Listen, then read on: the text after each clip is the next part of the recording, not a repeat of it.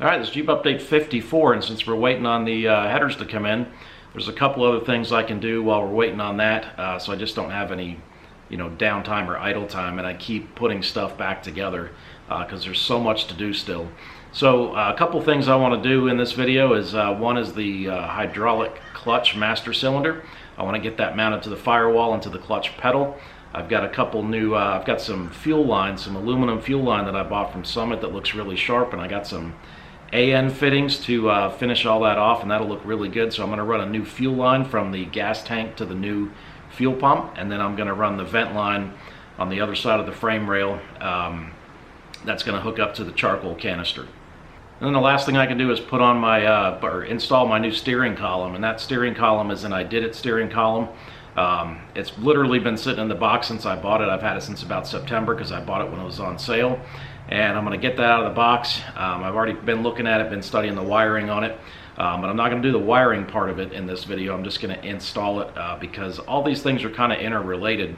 And your pedal bracket hooks up to your power brake master cylinder, and then your clutch obviously hooks up to the clutch master cylinder. So I want to get that stuff all hooked up and aligned before I tighten everything down. Once I tighten everything down on the pedal assembly, then I can mount the steering column brackets that hold the steering column in and get that thing put in there.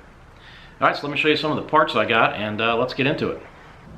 Alright, so starting out with the hydraulic clutch, you've got the master cylinder there. And this is the kit that I bought from Novak. Power torque. There's the part number. And it comes with, obviously, line. Looks like some lines in there to bleed the master cylinder. And some instructions. Now the slave cylinder we already mounted on the bell housing when we put the transmission on. And that's how that goes on. There's two bolts, one there, one down there. And it just sits like that, and then that spring connects to your clutch fork. And that little rubber boot goes on there. So pretty simple to get that hooked up. That's also a Novak part as well. Alright, so knowing I was going to do a hydraulic clutch, when I had my firewall painted, I had Pete go ahead and fill in the hole that used to be there where the clutch linkage went through. And then up here, right next to the opening for your wiring harness, you're going to find kind of a pre-stamped option, I guess, for a hydraulic clutch. Mine wasn't cut out, so I had Pete cut that out, and that way he could paint around it. And that's where the master clutch cylinder will be mounted. Alright, it's always hard to see on the inside here, even with a light, but from the inside, on the pedal side, you can see the round hole where the master cylinder push rod will come through for the clutch. And then you've got your clutch pedal right here. And from the factory, you've got a hole right there. I don't know how well that's going to come out, but anyways, there's a hole right there. Alright, inside that hole you've got a clevis pin like this. And this pin perfectly fits the push rod for the clutch master cylinder. Let me show you. Alright, so this just lines up there and just drops in, and it's a perfect fit. And then your pedal goes on the other side, obviously, and then you can put your cotter pin through. So I was pretty happy that was kind of already set up that way, and that's going to make this really an easy installation. Alright, I think I spoke too soon on that. When I went to test fit this, the thickness, it doesn't fit. By the time you get this through and get it mounted, you can't see this hole anymore on the inside of the pedal, so you can't get a cotter pin through there to secure everything. Alright, so not the end of the world. I had to make a trip down to Ace Hardware, and at Ace Hardware on their stainless steel aisle, I did not see these in a non-stainless steel. They have these clevis pins with all those holes in it, so kind of adjustable, and there's nothing behind the pedal that's going to make that extra length interfere with anything. So this piece is really a perfect fit, just like the other piece was, and then you've got all those options to put your cotter pin in, and it gives you a little bit more room.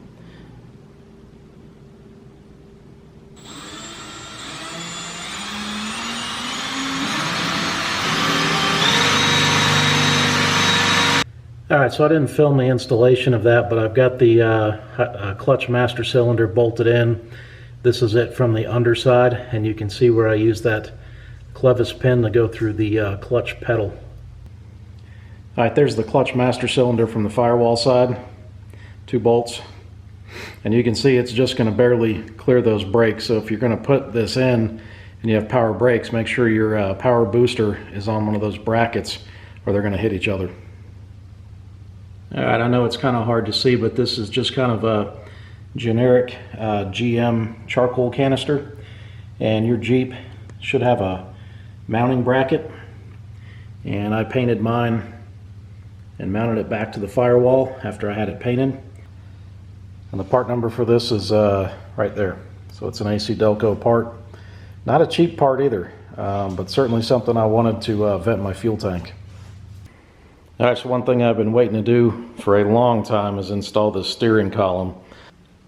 So just to give you an orientation, there's the top with the keys, and you come down here, and then you've got the factory mount. Now I cleaned mine up and painted it, and then it mounts into 4 threaded bolt holes that are already in the Ididit steering column. And then here I got my bolts ready, and I'm using a fender washer there because that area there is pretty big. So that fits it a lot better than just a standard washer does. And this may be obvious, but one of the things you want to make sure you do is you have your wiring through that mount and then coming down towards the base of the steering column. Alright, on the base of the steering column you've got your factory mount, and you do reuse your factory mount, and that thing comes around and bolts right there. So I've got it lightly bolted in there and then down here on the bottom. And then there's 4 bolts that screw into your firewall, and your firewall's threaded to accept these 4 bolts. So there's a gasket there between the factory mount at the firewall and the firewall, and you can actually buy new ones. My old one was totally destroyed, so I picked up a new one, and I've got it kind of stuck on there. And the cool thing about it, because it's new, is it's pretty tight and it's holding my bolts in there, which is going to be helpful when I go to try to set this thing in there. So this is a pretty common part, but just in case, there's the part number for the gasket that goes on the firewall on your steering column. Alright, so from the inside of the Jeep, and this is going to be a little bit harder to see, even though I've got a gigantic light right there. These things just don't like to light up here in the garage for some reason. But so on the inside you got your pedals, obviously, and then you've got this mount. Alright, so you've got this piece right here, and it's got 4 bolt holes, and you've got to be careful how you line this thing up. So the rounded end right there is closest to the I guess the driver's seat, and then the more square end is down at the base. And this thing bolts directly to your pedals, and it also bolts this piece in as well. And let me try to show it to you from the side here. I know that's not going to be very visible, but you can kind of get a feel for it. And then that piece comes up and serves as 2 of your dash bolts. So when you screw in your dash, you got to make sure that you capture that piece to give you the right stability for your steering column. Alright, so if I've studied this correctly, obviously the steering column goes through that hole there, and there's 4 bolt holes that it screws into, and then it mounts on those 2 holes right there on that steering column bracket. Alright, let's see if I can get this thing put in.